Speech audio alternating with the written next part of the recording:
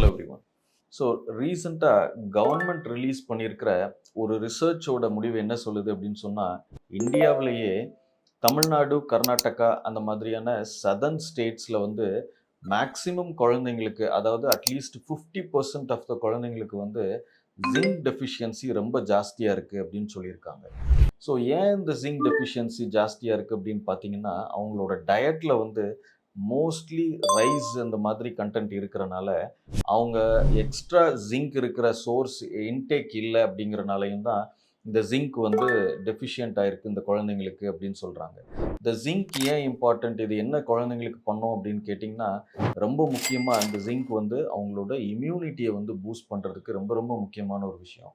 So குழந்தைங்களுக்கு zinc deficiency இருந்தது அப்படின்னு சொன்னா, அவங்க ரொம்ப ஃப்ரீக்வென்ட்டா அவங்களுக்கு வந்து கோல்டு இல்லைன்னா ஃபீவர் வரதுக்கான வாய்ப்புகள் வந்து ரொம்ப ஜாஸ்தியாக இருக்கும். ஸோ எப்படி இந்த ஜிங்க் கண்டென்ட் வந்து நம்ம இம்ப்ரூவ் பண்ணலாம் அப்படின்னு சொன்னால், ரொட்டீனாக டயட்டில் வந்து கொஞ்சம் நட்ஸு, சீரியல் இது எல்லாமே எல்லா குழந்தைங்களுக்கும் பேலன்ஸ்டாக டயட்டில் ஆட் பண்ணுறதுனாலையும், இல்லைன்னா உங்கள் டாக்டர்கிட்ட டிஸ்கஸ் பண்ணிவிட்டு நீங்கள் வந்து ஒரு ஜிங்க் சப்ளிமெண்டேஷன் சிரப் மாதிரி இது எடுக்கிறதுனாலையும் இது இம்ப்ரூவ் பண்ண முடியும். ஸோ ஜிங்க் எந்த கண்டென்ட்டில் அதிகமாக இருக்குது, இது எப்படி வந்து நம்ம குழந்தைங்களுக்கு வந்து ரொட்டீனாக இந்த டயட்டில் ஆட் பண்ணுறது அப்படிங்கிறதுல வந்து கொஞ்சம் முக்கியமாக எடுத்துக்கோங்க. தேங்க்யூ.